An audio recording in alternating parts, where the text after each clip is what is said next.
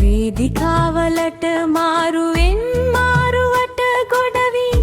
කෑගසන දේශපාලන සංදර්ශන දෙස බලා දේශ රකින්නේ අපමයි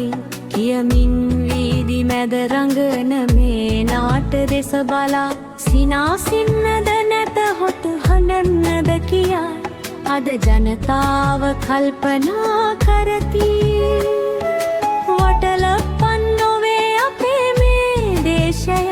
එක් එක්කෙනාට කෑලි කපා බෙදා වෙන්නට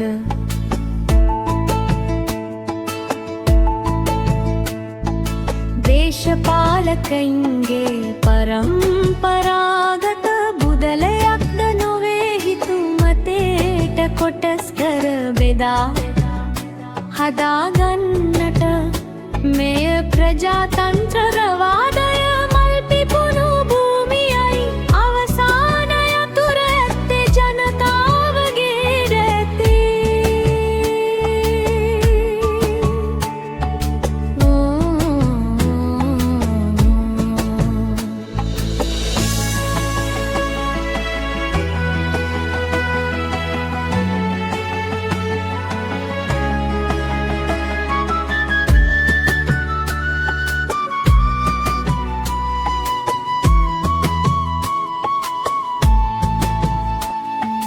වසර 4ක පාලන කාලයක් ගෙන යන්නට විශ්වාසයෙන් ජනතාව දුන් ජනවරමයි අනුර කුමාරයෙහි අසුන්ගෙන සිටියද ඒ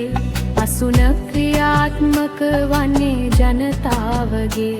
බලෙනි නායකයාට හිතුනන් තනිවම මෙහි වෙනස් කළ නොහැක